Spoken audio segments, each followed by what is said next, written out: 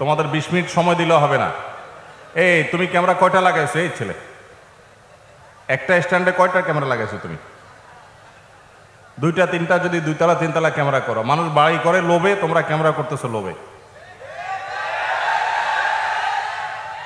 আপনারা সবাই যদি এত ক্ষিপ্ত হন তাদের উপরে, তাহলে ভিডিওগুলো পরে কেমনে দেখবেন? সেটাও ঠিক, মাহফিলে কোনো বেঠিক কিচ্ছু নাই, সবই ঠিক। এদের বিরুদ্ধে চিল্লাচিল্লি করাও ঠিক, আবার তাদের ভিডিও দেখবেন সেটাও ঠিক। মাশাআল্লাহ, ঠিক আছে। ক্যামেরাম্যান ভাইরা তোমরা একটু সহযোগিতা করো ভাই, ছোট ভাইরা ডিস্টার্ব করিও না, বসে থাকো। আবার আরেকজন ক্যামেরা উঠে নাড়াইতেছে। তোমাদের কি কিসে নাড়ে নাকি? এ ভাই এটা নাড়াইতেছো কেন? চুপচাপ থাকো। মাশাআল্লাহ, ঠিক আছে ভাই, আপনার একটু সহযোগিতা করতে হবে ক্যামেরাম্যান ভাইদের সাথে, ঠিক আছে। আলহামদুলিল্লাহ, ব্রাহ্মণবাড়িয়ার কসবার ঐতিহ্যবাহী আড়াইবাড়ি দরবার শরীফের এই বার্ষিক ওয়াজ মাহফিলের সম্মানিত সভাপতি, উপস্থিত ওয়াজিবুল ইহতারাম সম্মানিত উলামায়ে কেরাম এবং দূর দূরান্ত থেকে আগত আমার প্রাণ প্রিয় দিন দরদি ভাইয়েরা এবং পর্দার আড়াল থেকে যারা শুনছেন সে সকল মা ও বোনেরা, আল্লাহ সুবহানাহু ওয়া তাআলা আমাদেরকে কোরআন এবং হাদিসের কথা শোনার জন্য আজকের এই মাহফিলে সমবেত হওয়ার, আসার, বসার, উপস্থিত হওয়ার তৌফিক দিয়েছেন। এই জন্য আরশের মালিকের কাছে আমরা শুকরিয়া জানাই, আলহামদুলিল্লাহ।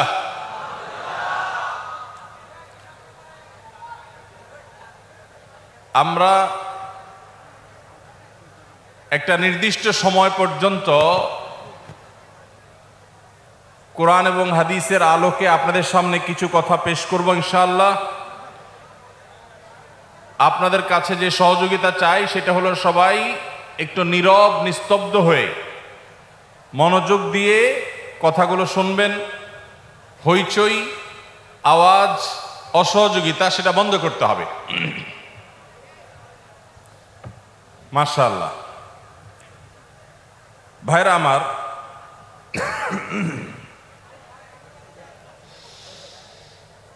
আজ সন্ধ্যা থেকে, অর্থাৎ যখন সূর্য অস্তমিত হয়েছে সেই তখন থেকেই নতুন একটি মাসের সূচনা হয়েছে। আপনারা কি জানেন সেটা কোন মাস? কোন মাস সেটা? শাবান মাস। মাশাআল্লাহ, শাবান মাস শুরু হয়েছে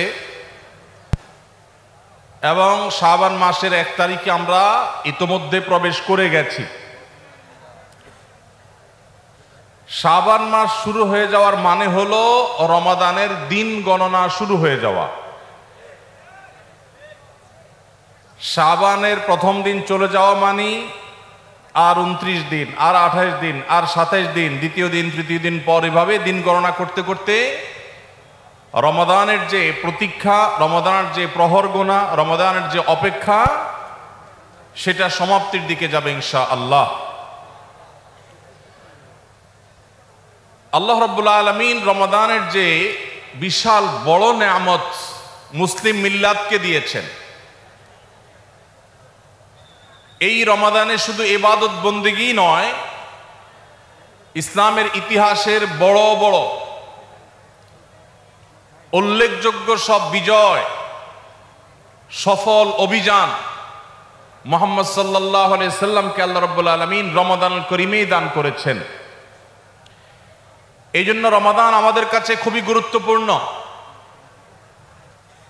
মুসলমানদের আমলি, আধ্যাত্মিক এবং সার্বিক উন্নতি এবং অগ্রগতির অন্যতম সিজন এবং মৌসুম হলো রমাদানুল করিম। শাবান মাস শুরু হওয়ার মধ্য দিয়ে রমাদানের সেই দিন গণনা যেহেতু শুরু হয়েছে, এই জন্য আমরা আজ সার্থক রমাদানের 11টি পূর্ব প্রস্তুতি নিয়ে কথা বলবো ইনশাআল্লাহ তাআলা। আল্লাহ সুবহানাহু ওয়া তাআলা কোরআনে কারিমে বলেছেন, ওয়ালাউ আরাদুল খুরুজ লা আ'আদ্দু লাহু উদ্দাহ। কিছু লোক নবী করিম সাল্লাল্লাহু আলাইহি সাল্লাম যখন তাবুকের যুদ্ধে অংশগ্রহণ করবার জন্য ডাক দিয়েছিলেন, তারা সে যুদ্ধে শামিল না হয়ে মদিনায় অবস্থান করেছিল।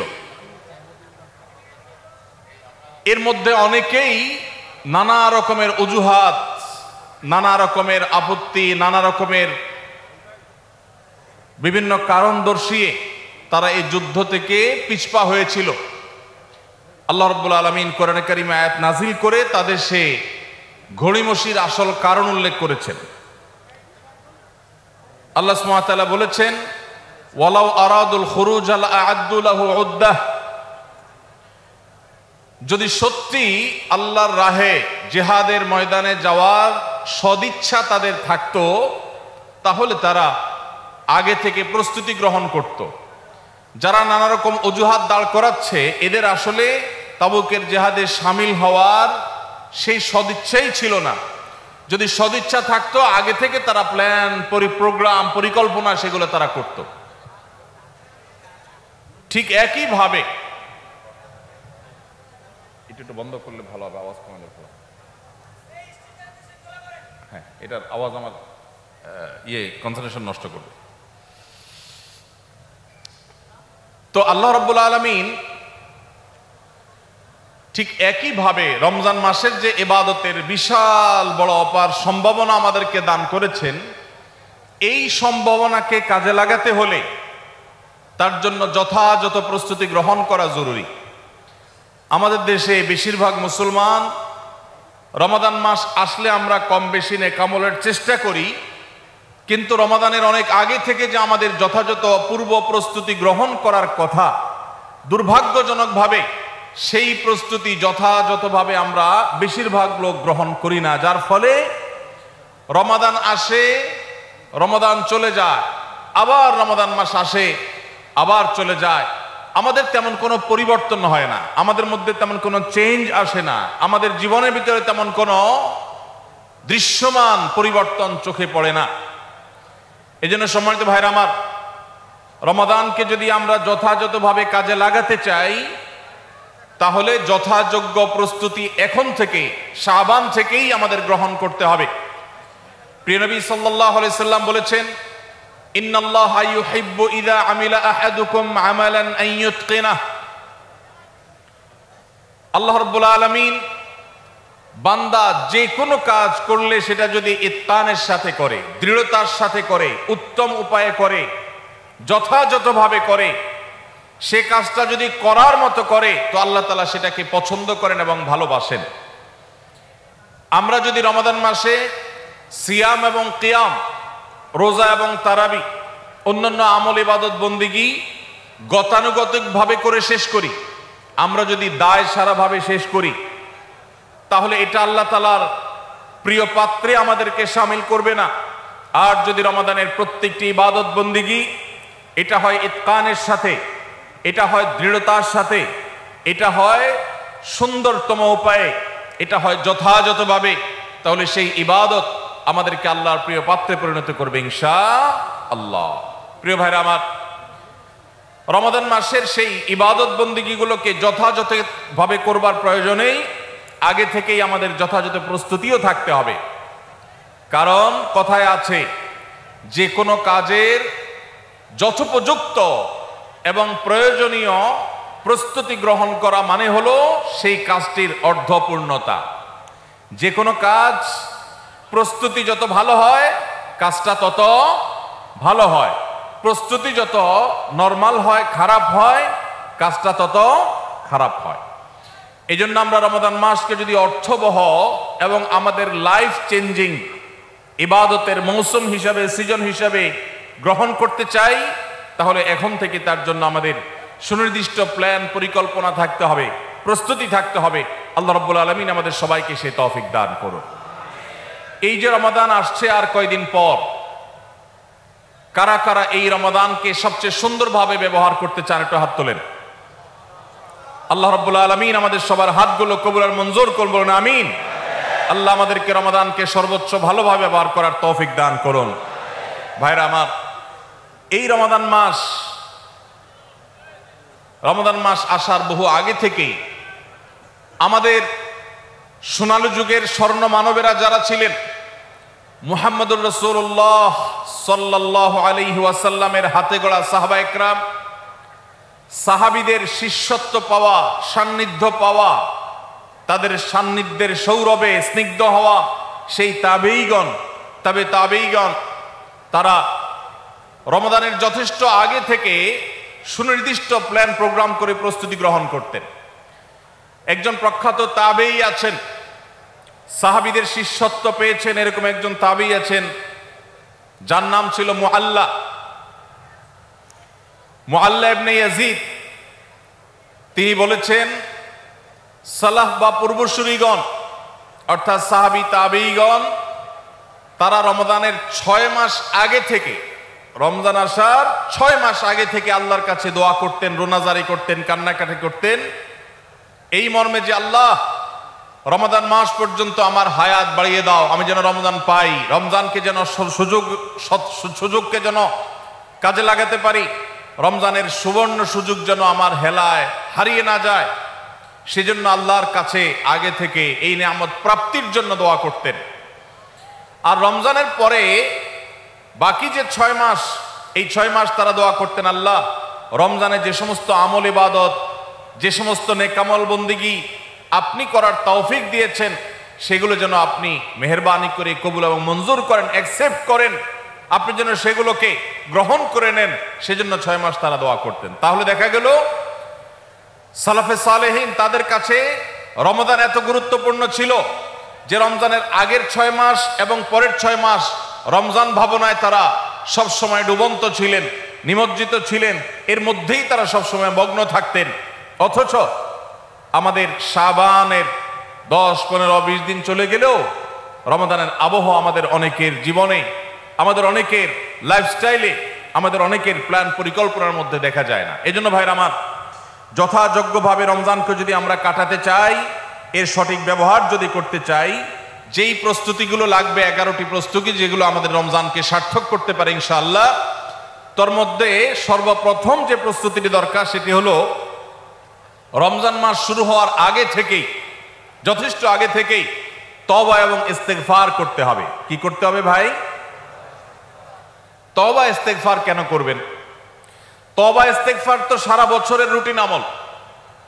রমাদানকে কেন্দ্র করে রমজান মাসকে যদি আপনি সঠিকভাবে ব্যবহার করতে চান, তাহলে কেন আপনাকে তওবা ইস্তেগফার করতে হবে? কারণ হলো তওবা এবং ইস্তেগফার এর মাধ্যমে আমরা আল্লাহর রহমতের উপযুক্ত হব। মক্কার মসজিদুল হারামের ইমাম শেখ আব্দুর রহমান আস-সুদাইস হাফিজাহুল্লাহ, তার কাছে সৌদি আরবের কিছু যুবকরা এসেছিলেন, এসে বললেন, শেখ,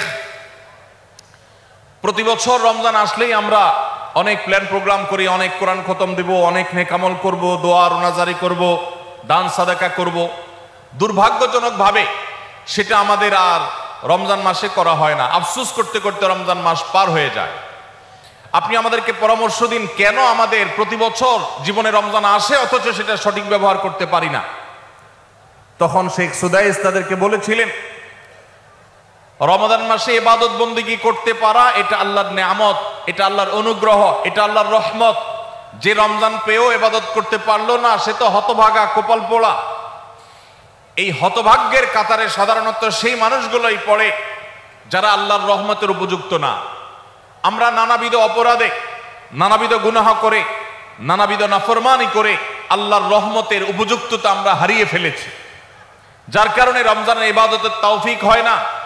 এই জন্য তিনি তাদেরকে নসিহা করেছিলেন যে আমি তোমাদেরকে উপদেশ দিচ্ছি, রমজান আসার আগে থেকেই আগের যে সমস্ত গুনাহ খাতা হয়েছে, যে সমস্ত নাফরমানি হয়েছে, আল্লাহর অবাধ্যতা হয়েছে, সেগুলোর জন্য চোখের পানি ফেলে রোনাজারি করে আল্লাহর কাছে ক্ষমা চাও। আল্লাহর কাছে ক্ষমা চেয়ে যদি আগের সবগুলোকে ভ্যানিশ করতে পারো, তাহলে আল্লাহর কাছে রহমতের উপযুক্ত হবে। বিষয়টা অনেকটা হালখাতার মতো। আপনার আগের দেনা দায় সব যখন পরিশোধ করে দিয়েছেন, নতুন করে আবার আপনি ধার করার বাকিতে নেওয়ার উপযুক্ততা আপনার অর্জন হবে। ঠিক একইভাবে আমাদের নানা নাফরমানের কারণে আল্লাহর রহমত থেকে আমরা দূরে সরে গেছি, লানত অর্থাৎ রহমত থেকে দূরে সরে যাওয়া, এটার উপযুক্ত হয়ে গেছি অনেকেই। এই জন্য ভাইরা, এখন থেকে রমাদানের প্রস্তুতির নিয়তে আল্লাহর কাছে তওবা করা, গুনাহ মাফ চাওয়া, ইস্তিগফার করা, জীবন পরিবর্তন করবার সংকল্প করা, এটা হবে আমাদের রমাদানের প্রথম প্রস্তুতি। চেষ্টা করব তো ইনশাআল্লাহ। প্রতিদিন যখনই তৌফিক হয় আল্লাহর সাথে একটু কথা বলবেন, আল্লাহ আমার সমস্ত গুনাহগুলো মাফ করে দিন, আমার নাফরমানি মাফ করে দিন, আমাকে আপনি ক্ষমা করে দিন। আমি যদি আপনার রহমতের জন্য কোনো কারণে অনুপযুক্ত হয়ে যাই, আমার কোনো বদবখতির কারণে, আমার কোনো কৃতকর্মের কারণে, তো আপনি সেগুলো মাফ করে দিন। এই যে দোয়া, এই দোয়া আপনাকে রমাদানে আল্লাহর ইবাদত বন্দেগী করার, আল্লাহর কাছে রোনাজারি করার, আল্লাহর কাছে ভালো আমল নিবেদন করার যে তৌফিক, এটার উপযুক্ত করে দিবে ইনশাআল্লাহ। তাহলে রমাদানের প্রস্তুতির প্রথমটি আমরা পেয়ে গেলাম, সেটা হলো আগের গুনাহ খাতাগুলো থেকে ইস্তিগফার করা, তওবা করা, ফিরে আসা। এর মধ্য দিয়ে রমাদানে ইবাদতের জন্য নিজেকে প্রস্তুত করব ইনশাআল্লাহ। চেষ্টা করা যাবে না ইনশাআল্লাহ? নাম্বার 2, দ্বিতীয় প্রস্তুতি হলো রমাদান মাসে আল্লাহ রাব্বুল আলামিন এই মাসের যে ফজিলত বর্ণনা করেছেন, কোরআন এবং হাদিস সম্পর্কে যাদের মৌলিক ধারণা আছে, হাদিসে রাসূল সম্পর্কে যাদের একটু ঘাটাঘাটিও আছে, তারা জানেন 2-3টা আমল সম্পর্কে কোরআন এবং সুন্নাহর সবচেয়ে বেশি সংখ্যক ভাষ্য বর্ণিত হয়েছে। সবচেয়ে বেশি সংখ্যক, এত ফজিলতের, এত তাৎপর্যের, এত মর্যাদার হাদিস আর অন্য আমল সম্পর্কে সাধারণত দেখা যায় না। সেই কয়েকটি আমল যেগুলোর ফজিলত বিপুল পরিমাণ, যেগুলোর ফজিলত সম্পর্কিত হাদিসের সংখ্যা অনেক, সেই রকম আমলগুলোর মধ্যে থেকে অন্যতম আমল হলো এই রমাদান কেন্দ্রিক আমল, সিয়াম, রোজা, এগুলোর ফজিলত। তো আমাদের রমাদান কেন্দ্রিক প্রস্তুতি হিসাবে দ্বিতীয়ত যে কাজটি আমরা করতে পারি সেটি হলো এখন থেকেই রমাদান মাসের কি কি ফজিলত আছে, সিয়াম সাধনার কি কি ফজিলত আছে, রমাদানের কি কি আমল আছে, বিশেষ করে ফজিলত এবং মর্যাদার কথাগুলো আলোচনা শুরু করা। এখন থেকে বাসা বাড়িতে গোল হয়ে কোন নির্দিষ্ট বইকে কেন্দ্র করে পাঠচক্র হতে পারে, গ্রুপ স্টাডি হতে পারে, পর্যালোচনা হতে পারে যে রমাদান মাসের কি কি মাহাত্ম্য আছে, এক একজন এক একটা বললেন। এই আলোচনা পর্যালোচনার মধ্য দিয়ে মনোজগতে রমাদানের জন্য এক ধরনের প্রস্তুতি, এক ধরনের আবহ তৈরি হবে ইনশাআল্লাহ। এই জন্য দ্বিতীয় প্রস্তুতি হিসাবে আমরা এই কাজটিও ইনশাআল্লাহ করব, সেটা হলো রমজানের ফজিলত, রমজানের মর্যাদা, সিয়ামের ফজিলত, অন্যান্য আমলের উপকারিতা, সেগুলো নিয়ে আমরা বেশি বেশি পর্যালোচনা করব। যত বেশি আপনি আগে থেকে পর্যালোচনা করবেন, রমাদানের প্রতি আপনার তৃষ্ণা, সিয়াম সাধনার প্রতি আপনার ভেতরে আকাঙ্ক্ষা, প্রত্যাশা এবং প্রতীক্ষা, এটা আপনার মধ্যে বাড়তে থাকবে এবং রমাদানের প্রতিটা মিনিটকে কাজে লাগাবার জন্য তাগাদা আপনার ভিতরে অনুভব হবে ইনশাআল্লাহ। নাম্বার 3, তৃতীয় প্রস্তুতি হলো আমাদেরকে প্রতিজ্ঞা করতে হবে যে এই রমাদানে আমরা নেকামল করবই করব এবং কোনো আমল, কোনো ভালো কাজ, কোনো সুন্নাহ এটা করার ব্যাপারে কোনো প্রকার অলসতা করব না। কারণ ভাইরা আমার, রমজান মাস পেয়েও যদি আল্লাহর কাছে কেউ ক্ষমা না পায়, একটা প্রসিদ্ধ হাদিস আপনারা সবাই কম বেশি শুনেছেন যে নবী সাল্লাল্লাহু আলাইহি সাল্লামের কাছে জিবরিল এসেছে, এসে বলেছেন বাউদা মান আদরাকা রমাদান ফালাম ইউগফার লাহ, যে ব্যক্তি রমজান পেয়েছে অথচ রমজানের এই বিশাল সুবর্ণ সুযোগকে কাজে লাগিয়ে সে তার জীবনের সব গুনাহগুলো মাফ করাইতে পারে নাই, সে আল্লাহর কাছ থেকে মাগফিরাত আদায় করে নিতে পারে নাই, সে জাহান্নাম থেকে মুক্ত এই ঘোষণা সে আদায় করতে পারে নাই, অথচ সে রমজান মাস পেয়েছে, এর চাইতে হতভাগা আর কে হতে পারে? তার সে ধ্বংস হোক, এই বদদুআয় নবী সাল্লাল্লাহু আলাইহি সাল্লাম আমিন বলে সমর্থন জানিয়েছেন, সায় দিয়েছেন। এজন্য ভাইরা, রমজান মাস এসেছে কিন্তু আমল ইবাদত হয় নাই, রমজান মাস এসেছে আবার চলে গেছে কিন্তু আমার গুনাহ আল্লাহর কাছ থেকে মাফ করাতে পেরেছি বলে আমার বুক সায় দেয় না। তাহলে এর চাইতে বড় হতভাগা, এর চাইতে বড় কপাল পড়ার কেউ হতে পারে না। রমজানের আমল ইবাদত, রমজানের নেক আমল, রমজানের দোয়া, রমজান মাসের চোখের পানি ফেলা, এটা ভাইরা শুধুমাত্র নিজের প্রেরণার জায়গা থেকে শুধুমাত্র সব আহরণের জন্যই নয়। এটা যদি না করি তাহলে জিবরিলের বদদোয়া, নবীজি সাল্লাল্লাহু আলাইহি সাল্লামের বদদোয়া, আল্লাহর পক্ষ থেকে ধ্বংস হওয়ার পরোয়ানা, এগুলো অনিবার্য হয়ে যাবে। এই কথা চিন্তা করে এখন থেকে রমাদান কেন্দ্রিক প্রস্তুতির অংশ হিসাবে আমাদেরকে প্রতিজ্ঞা করতে হবে, এইবারের রমাদানের প্রতিটা দিন আমি আল্লাহর কাছে চোখের পানি ফেলে একটা নির্দিষ্ট সময় কান্নাকাটি করব, আমার গুনাহ খাতাগুলোকে মাফ করাবো।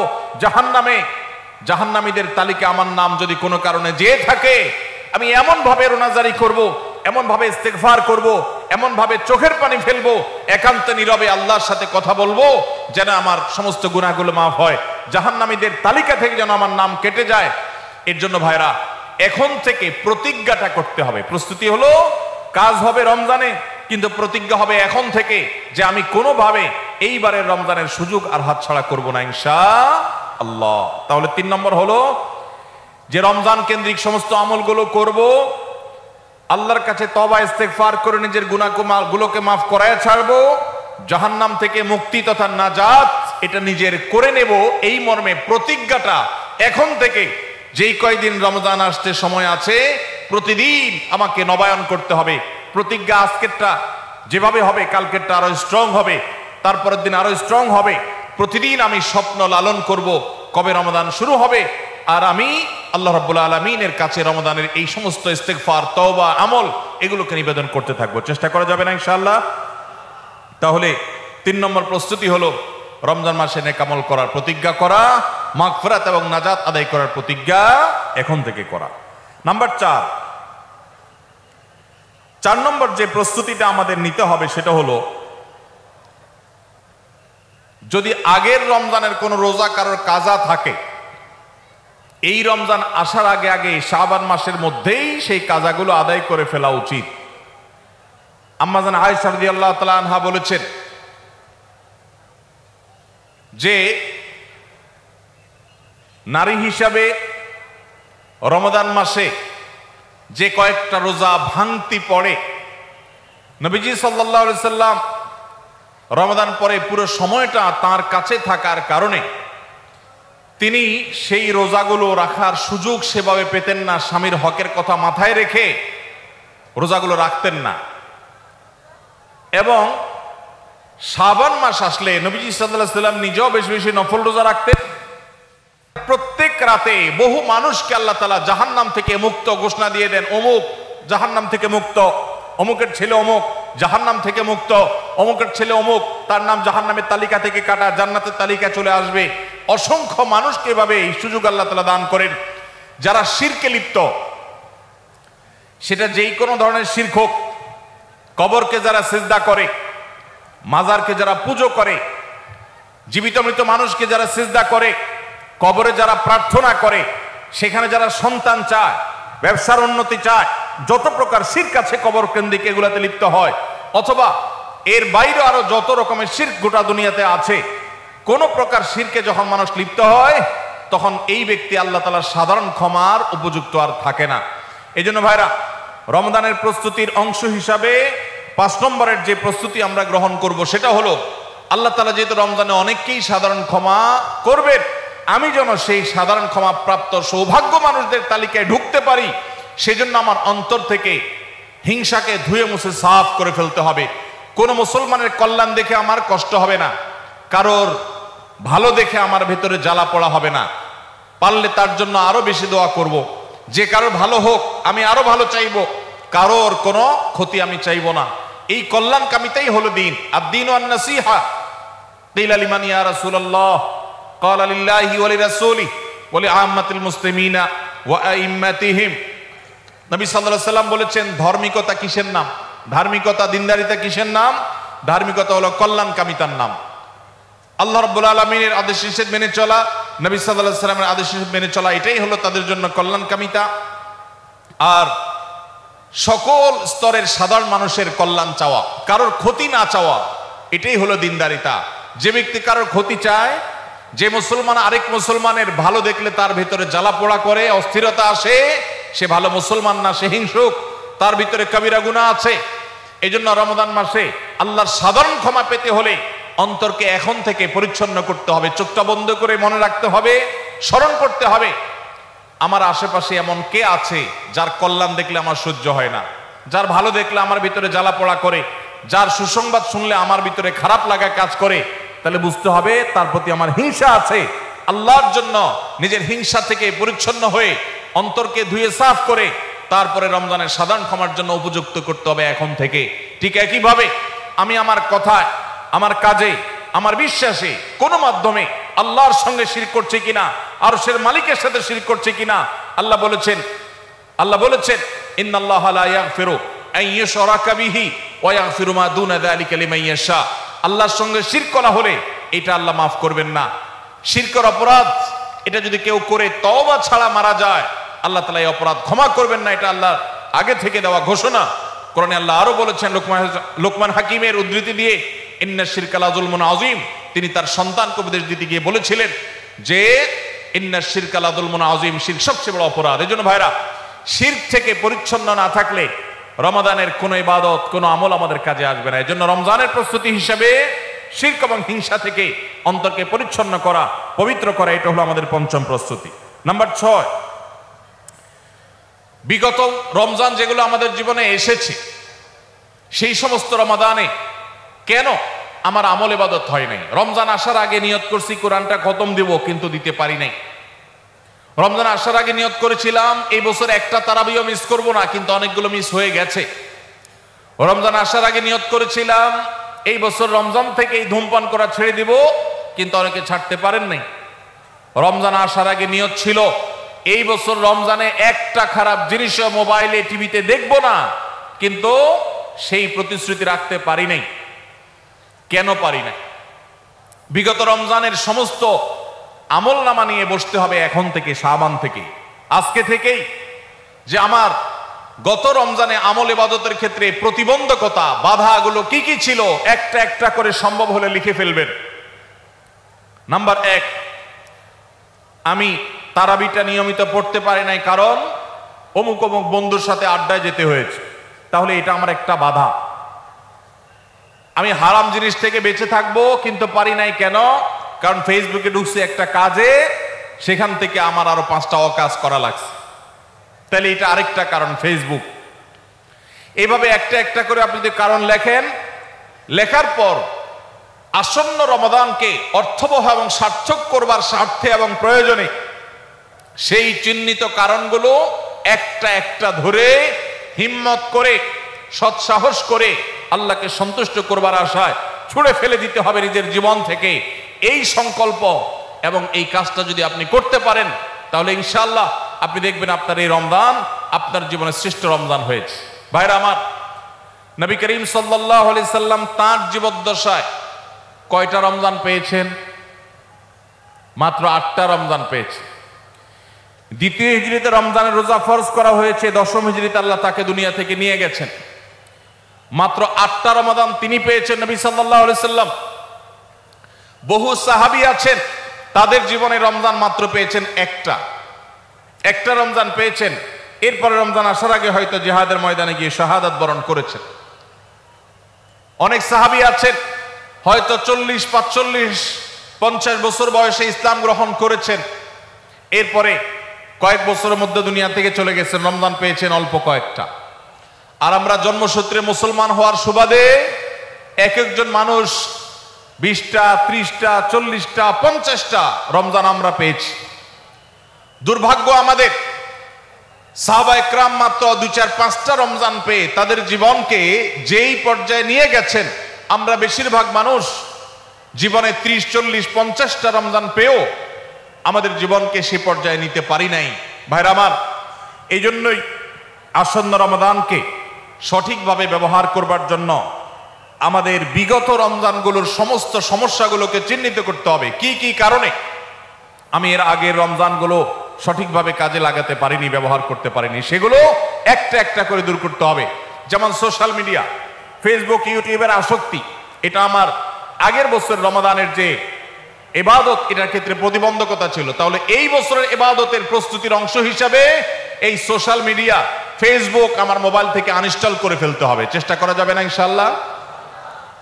ভাইরা আমার, যদি ফেসবুক আমার আমল ইবাদতের প্রতিবন্ধকতা তৈরি করে, তাহলে ফেসবুককে আল্লাহর জন্য কোরবানি করবেন রমজান মাস উপলক্ষে। কারা কারা প্রস্তুত আছেন হাত তোলেন। বুঝে শুনে হাত তুলছেন? বুঝে শুনে হাত তুলছেন?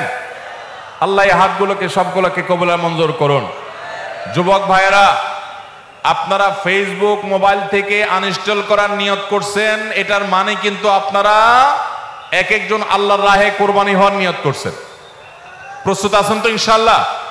নিজেদের কোরবানি করার জন্য প্রস্তুত আছেন তো ইনশাআল্লাহ? আল্লাহ তাআলা আমাদেরকে তৌফিক দান করুন।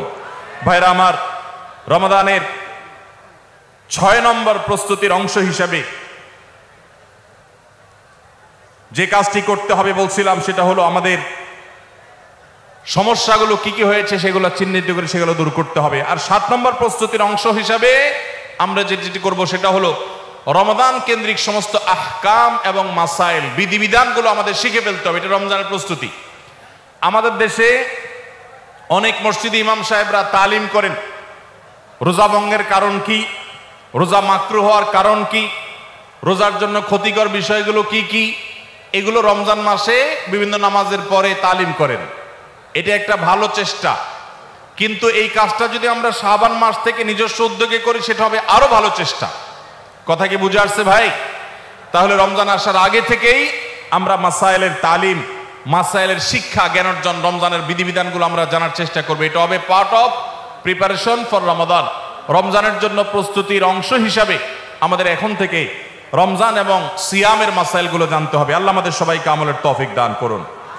8 নম্বর হলো রমজানে যে আমলগুলো করবেন এখন থেকে সেগুলোর ওয়ার্ম আপ এবং রিহার্সেল শুরু করে দিবেন, প্রস্তুতি শুরু করে দিবেন, চর্চা শুরু করে দিবেন। কারণ মানুষ দাঁড়ানো অবস্থায় হঠাৎ করে জোরে দৌড় দিতে পারে না। একটা গাড়ি সেটা দাঁড়ানো অবস্থায় হঠাৎ করে 100, 150, 110, 20 গতিতে চলতে পারে না। প্রথম 10, 20 হয়, এরপরে 40, 60 হয়, এরপর আস্তে আস্তে 100 বা 110, 20 হয়। এই জন্য রমজান মাসে যদি আপনি বিপুল পরিমাণ ইবাদত করতে চান, অনেকে আছেন অপেক্ষা থাকেন রমজানের চাঁদ উঠলে সব শুরু করব। এদের দ্বারা জীবনে কিছুই হয় না। যারা আসলেই রমজানে কিছু করতে চায় তারা এখন থেকে শুরু করবে। রমজানে আমরা রোজা রাখবো, নবী সাল্লাল্লাহু আলাইহি সাল্লাম শাবান থেকে নফল রোজা রাখার অভ্যাস শুরু করতেন। রমজানে আমরা দোয়া করব, এখন থেকে দোয়ার রিহার্সেল শুরু করা, প্রস্তুতি শুরু করা। যে কোনো গুরুত্বপূর্ণ কাজের আগে মহড়া শুরু হয়, তারপরে মূল কাজ শুরু হয়। এই জন্য শাবান মাস থেকে আমাদের প্রস্তুতি চলতে হবে। চেষ্টা করা যাবে না ইনশাআল্লাহ? তাহলে 8 নম্বরের প্রস্তুতি হলো যেই আমলগুলো রমজানে করব সেগুলোর রিহার্সেল, সেগুলোর প্রস্তুতি, ওয়ার্ম আপ এখন থেকে শুরু হবে। নাম্বার 9, রমজান মাসের দিন এবং রাত যেভাবে কাটাবেন তার জন্য একটা প্ল্যান করে ফেলবেন। সুন্দর করে একটা স্কেডিউল করে ফেলবেন, রুটিন করে ফেলবেন যে আমি কোরআন তেলাওয়াতটা কোন সময় করব। দিনের কোন সময়টাতে আমি কোরআন তেলাওয়াতের জন্য টাইম বরাদ্দ রাখলে সেটা মিস হবে না। হতে পারে ঘুমানোর আগে, হতে পারে ফজরের পরে। কোন টাইমটা আমার সবচেয়ে কোরআন তেলাওয়াতের জন্য নিরাপদ টাইম সেটা আমি ফিক্স করব। এই ঠিক একইভাবে আমি আল্লাহর কাছে রোনাজারের জন্য ভালো সময় কোনটা সেটা ঠিক করব। আমরা আমাদের আসুন্নাহ ফাউন্ডেশন থেকে আপনারা জানেন রমাদান প্ল্যানার নামে একটা প্ল্যানার তৈরি করেছি রমজানকে অর্থবহ করবার জন্য। এবছর আরেকটা নতুন বই আমাদের আসছে সামনের সপ্তাহে ইনশাআল্লাহ। মাহে রমজানের 27টি আমল, মাসনুন আমল কোরআন সুন্নাহর আলোকে। প্রত্যেকটা খুঁটিনাটি আমলকে আলাদা আলাদা করে উল্লেখ করা হয়েছে। খুব ছোট্ট ছোটি বই। উদ্দেশ্য রমাদানকে অর্থবহ করা। অতএব রমাদানকে অর্থবহ করবার জন্য আপনার প্ল্যান করতে হবে আগে থেকে। সেটা এখন থেকেই, যে আপনি কখন কোন কাজটা করবেন, কোন আমলটা করবেন, কোন ভালো কাজটা করবেন। এগুলো যদি আগে থেকে প্ল্যান হয় দেখবেন কাজটা করা সহজ হয়েছে। নাম্বার 10, রমাদানের প্রস্তুতির অংশ হিসাবে চাঁদ দেখার চেষ্টা করতে হবে। চাঁদ দেখা, আজকাল চাঁদ দেখার আমলটা বিলুপ্ত হয়ে গেছে, অনেকটাই হারিয়ে যাচ্ছে। চাঁদ দেখা কমিটি ছাড়া সাধারণ মানুষ চাঁদ দেখতে আমরা ভুলে গেছি। আমরা চাঁদ দেখি কিন্তু ফেসবুকে, আকাশে না। চাঁদ কি ফেসবুকে দেখবেন না আকাশে দেখবেন? সবাই যদি চাঁদ ফেসবুকে খুঁজেন তাহলে আকাশে সরকারি কিছু লোক খুঁজবে, হেলাল কমিটির লোকজন খুঁজবে।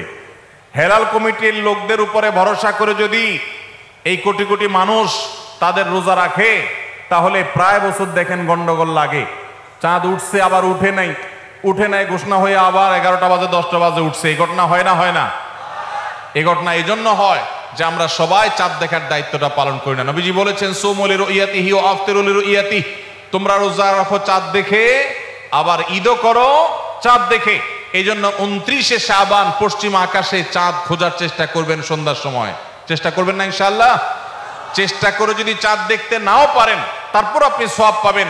আর যদি চাঁদ দেখেন তাহলে দোয়া পড়বেন আল্লাহুম্মা আহিল্লাহু আলাইনা বিল ইয়ুমনি ওয়াল ঈমান ওয়াস সালামাতি ওয়াল ইসলাম রাব্বি ওয়া রাব্বুকাল্লাহ।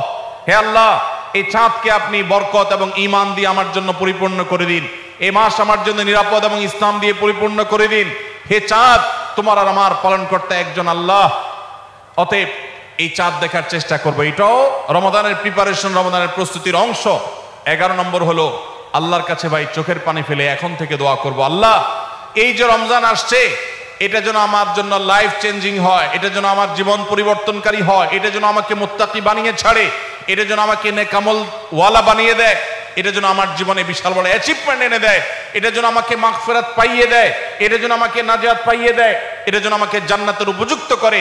এই রমজান যেন আমাকে জাহান্নামীদের তালিকা থেকে আমার নামকে কাটানোর নিশ্চয়তা এনে দেয়।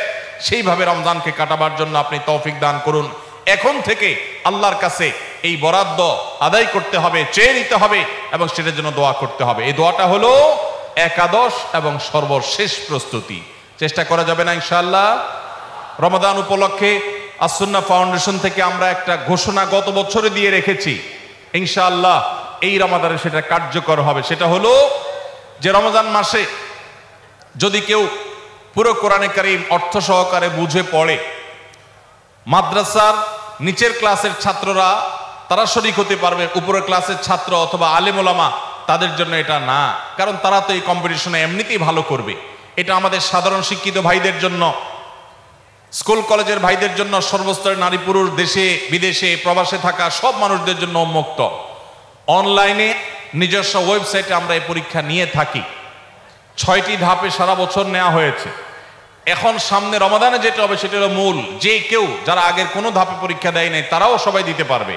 কাজ হলো শুধু একটাই, সেটা হলো রমাদানকে কেন্দ্র করে আপনি টার্গেট করবেন পুরা কোরআনের শুরু থেকে শেষ পর্যন্ত আমি একবার ভালো করে অর্থ সহকারে বুঝে পড়ার চেষ্টা করব। চেষ্টা করা যাবে না ইনশাআল্লাহ? আল্লাহ তাআলা কি বলেছেন পুরা কোরআনে আমরা অনেকেই পড়তে চাই, জানতে চাই, কিন্তু হয়ে ওঠে না। আপনি এই রমজানকে কেন্দ্র করে টার্গেট করেন প্রতিদিন আমি 1 পারা বা 1.5 পারা।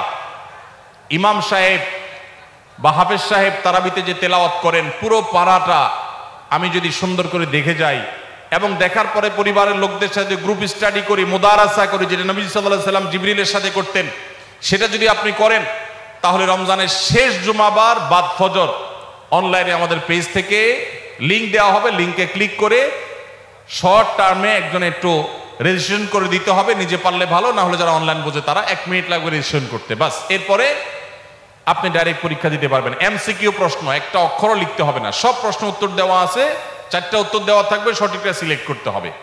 এই পরীক্ষা যারা বিজয়ী হবেন তাদের জন্য পুরস্কার হলো 15 লক্ষ টাকা।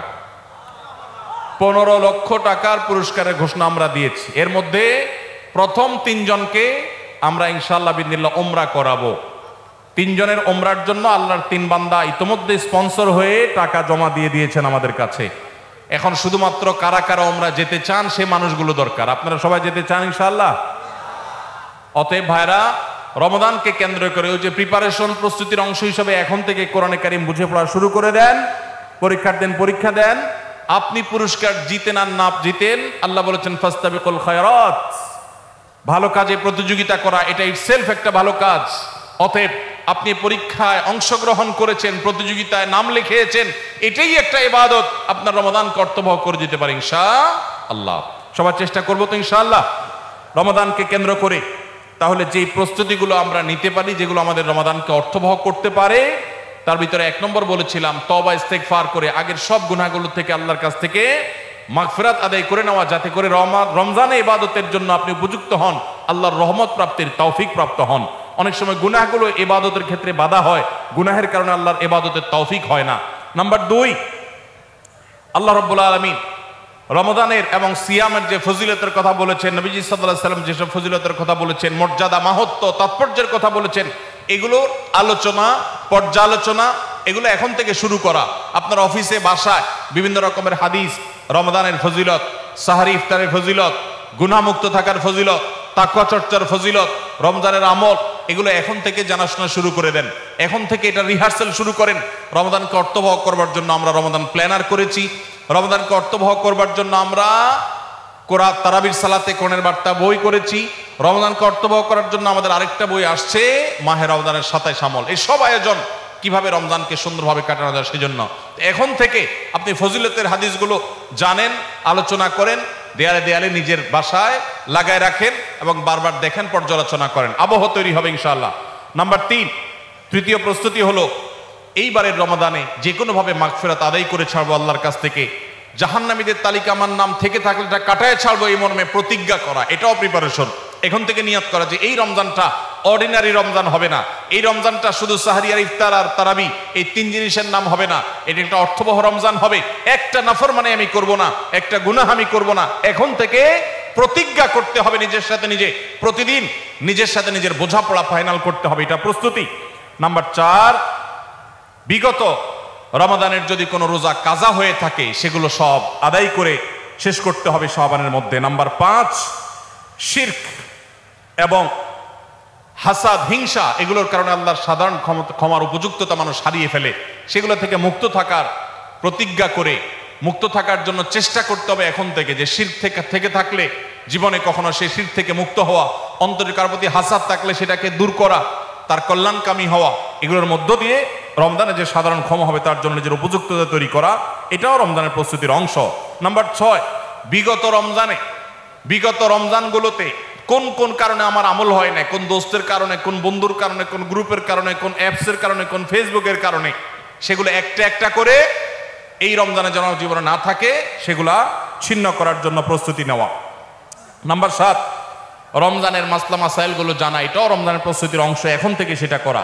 8 নম্বর হলো রমজানে যে আমল করতে চান এখন থেকে সেগুলো শুরু করে দেন, তেলাওয়াত করা। অনেক সালাফ শাবান মাস থেকে প্রচুর তেলাওয়াত করা শুরু করতেন, নবীজি শাবান মাস থেকে নফল রোজা শুরু করতেন। এগুলো হলো আগে থেকে প্রস্তুতি এবং মহড়া।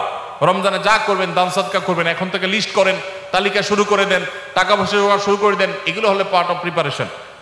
9 নম্বর হলো রমজান কিভাবে কাটাতে চান তার একটা রুটিন করে ফেলেন, দিন রাত 24 ঘন্টার রুটিন। বাচ্চাদের, ফ্যামিলির অনেক ধরনের আমল আছে রমজানকে কেন্দ্র করে, যেগুলো হারিয়ে গেছে আমাদের সমাজ থেকে। রুটিন করেন এবং ইলম অর্জন করার চেষ্টা করেন। নাম্বার 10, চাঁদ দেখার চেষ্টা করতে হবে, এটাও রমজানের প্রস্তুতির অংশ। আর 11 নম্বর হলো আল্লাহর কাছে দোয়া করতে হবে, আল্লাহ যেন আমাদেরকে রমজানের রোজাকে যথাযথভাবে আদায় করার তৌফিক দান করেন। চেষ্টা করা যাবে তো ইনশাআল্লাহ। আল্লাহ রাব্বুল আলামিন আমাদের সবাইকে রমজানকে সর্বোচ্চ কাজে লাগাবার, সর্বোত্তম ব্যবহার করবার তৌফিক দান করুন। সবাই চেষ্টা করবো তো ইনশাআল্লাহ। ভাইরা আমার, জীবনে রমজান হতে পারে এটাই শেষ, সেই চিন্তা করেই আমাদেরকে রমাদানকে ইস্তেকবাল করতে হবে, অভ্যর্থনা জানাতে হবে। এটাকে শেষ রমজান ধরেই প্রিপারেশন নিতে হবে, আগাইতে হবে। এইবার যদি সুযোগ মিস হয়, হয়তো আর সুযোগ আমার কাছে আসবে না, সেই চিন্তা করেই করতে হবে। তাহলে ইনশাআল্লাহ এই রমাদানে অর্থবহ কিছু করা সম্ভবপর হবে। আমরা সবাই সেজন্য যার যার জায়গা থেকে সচেষ্ট হব আগে থেকেই।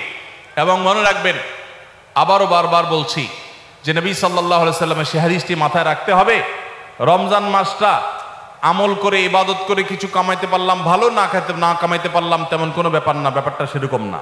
ব্যাপারটা হলো, যদি এই মাস চলে যায় আর অবহেলায় আপনি আল্লাহর কাছ থেকে মাগফিরাত আদায় করতে না পারেন, তাহলে বাউদামান আদরাকা রমাদান ওয়া লাম ইগফার লাহ, এই হাদিসের মেজদাক হবেন আপনি, এই হাদিসের প্রয়োগ ক্ষেত্র হবেন আপনি। সেক্ষেত্রে রমজান পেয়েও মাগফিরাত না পাওয়ার কারণে ধ্বংস অনিবার্য হয়ে যাবে। এটা শুধুমাত্র শখের বিষয় না, এটা ডু অর ডাই এর মতো ব্যাপার। আপনি রমজান পাইলেন আর মাগফিরাত পাইলেন না, জাহান্নাম নিশ্চিত হবে। অতএব যারা বাঁচতে চাই তারা এখন থেকে প্ল্যান প্রোগ্রাম করা যাবে না ইনশাআল্লাহ। সেই সাথে আমি শুরুতে যেটা বলেছিলাম, রমাদান সেই মাস যেই মাসে আমল এবং ইবাদতের শুধু উন্নতি আর তারাক্কি না, মুসলমানদের সার্বিক অগ্রগতি, উন্নতি আল্লাহ রাব্বুল আলামিন এই মাসে দিয়েছেন। ঐতিহাসিক বদরের যুদ্ধের সেই স্মৃতি বিজড়িত মাস এই রমাদান, মক্কা বিজয়, বড় বড় ঘটনা ইসলামের ইতিহাসে, বড় বড় সাফল্য আল্লাহ তাআলা রমাদানে দিয়েছেন। অতএব সেই জন্য নিজেদেরকে প্রস্তুত করতে হবে, প্রস্তুতি এখন থেকে গ্রহণ করতে হবে। এবং বাংলাদেশের এই মাটি আল্লাহ রাব্বুল আলামিন যেন দ্বীনের জন্য, ঈমানের জন্য, কোরআনের জন্য, সুন্নাহর জন্য কবুল করেন। এদেশের মুসলমানদের অন্তরের অন্তঃস্থলে যেন দ্বীনকে আল্লাহ তাআলা গেঁথে দেন। আমাদেরকে সবাইকে যেন আল্লাহ তাআলা প্র্যাকটিসিং মুসলমান বানায় দেন। নামদারি মুসলমানদেরকে আল্লাহ যেন সিরিয়াস মুসলমান বানায় দেন। নামাজি মুসলমানকে যেন আল্লাহ আখলাকওয়ালা মুসলমান বানায় দেন। আখলাকওয়ালা মুসলমানকে যেন আল্লাহ মুখলিস মুসলমান বানায় দেন। আমরা সব সময় দোয়া করব ইনশাআল্লাহ। এই আসন্ন রমাদানকে কেন্দ্র করে সেই দোয়া আরো বাড়াতে হবে, তার প্রিপারেশন আরো বাড়াতে হবে। এদেশের সংখ্যাগরিষ্ঠ মানুষ তারা ইসলামকে পছন্দ করে, মুসলমান তারা ইসলামকে ভালোবাসে মনে প্রাণে, ধর্মপ্রাণ। এরপরও এদেশে একের পর এক বিভিন্ন সময় আমরা দেখেছি ইসলামকে নানাভাবে আঘাত করা হয়। আমরা মুসলমানরা সর্বশক্তি দিয়ে এই সামান্য কিছু হাতে গোনা ইসলাম এবং মুসলমানদের প্রতি বিদ্বেষ পোষণ করা এই অপশক্তি, এদেরকে দমন করবার শপথও আমাদেরকে গ্রহণ করতে হবে রমাদানকে কেন্দ্র করে। আপনারা অনেকে ইতোমধ্যে জেনেছেন, অনেকে আপনারা জেনেছেন এবং দেখেছেন,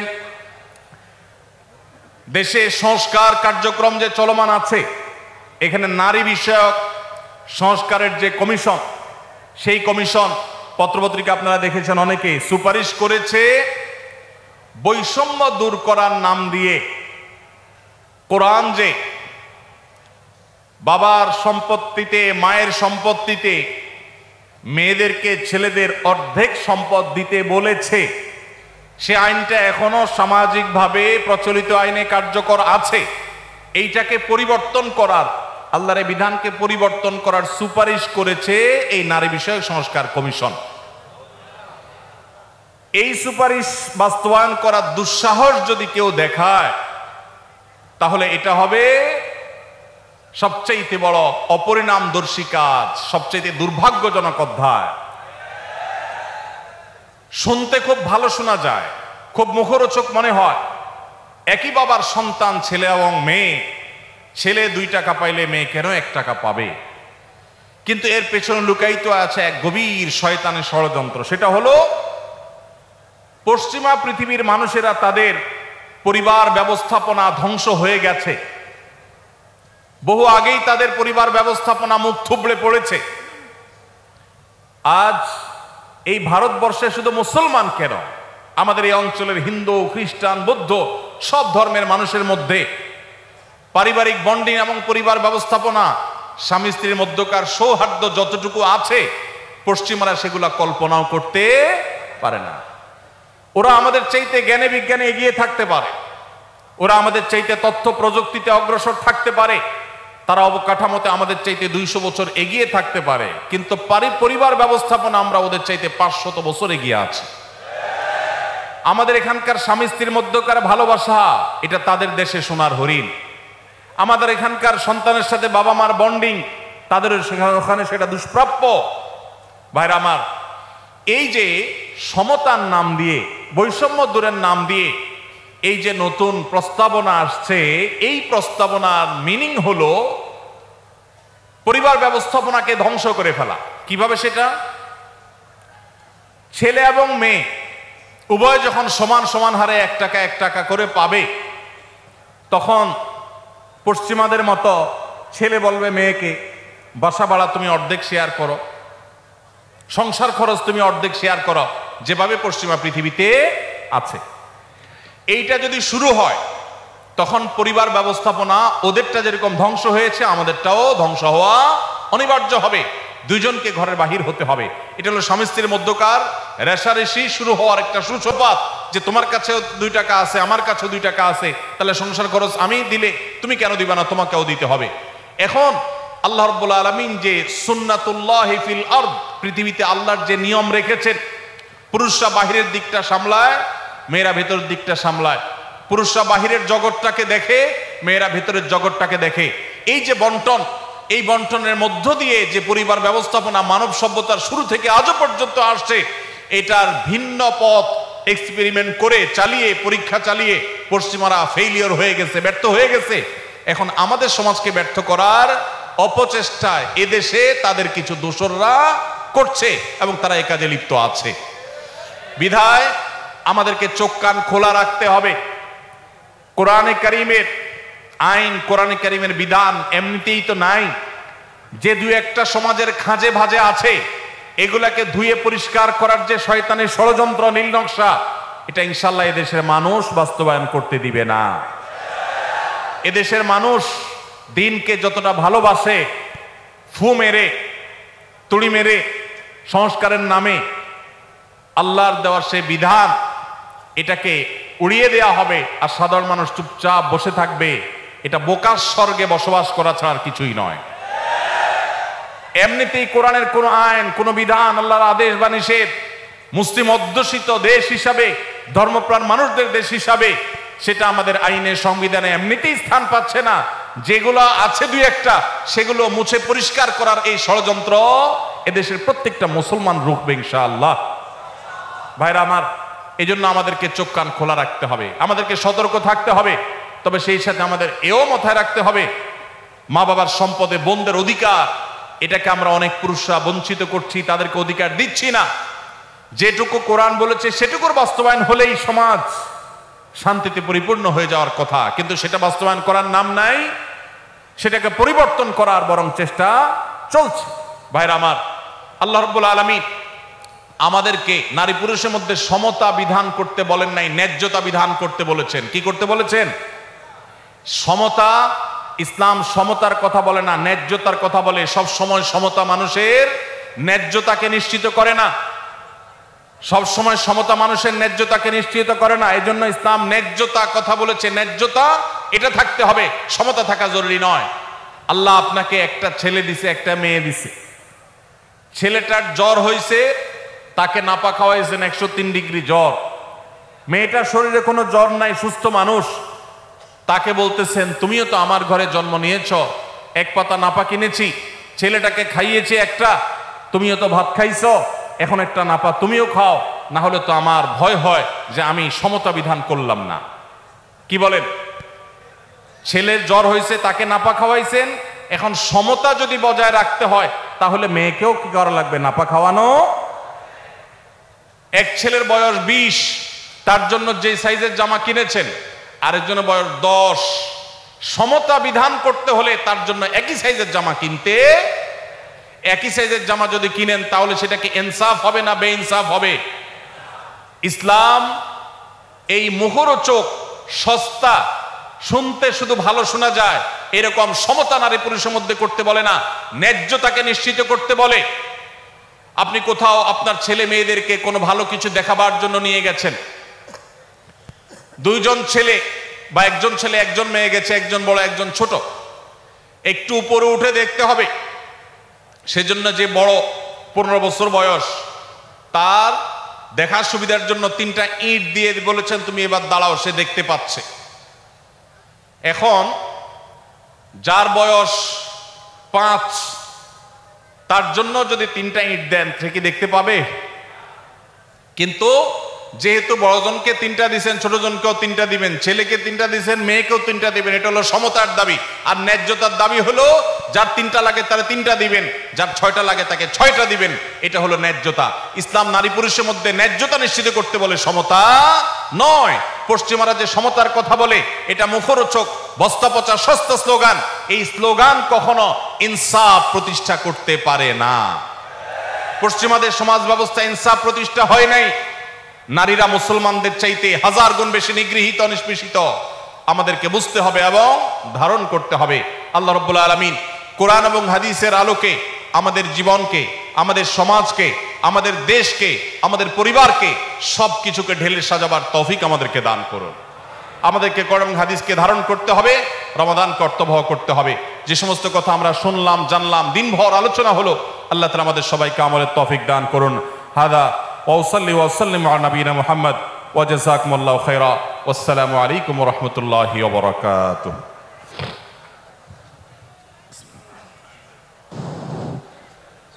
আলহামদুলিল্লাহ, আমরা এতক্ষণ আমাদের আজকের প্রোগ্রামের সম্মানিত অতিথি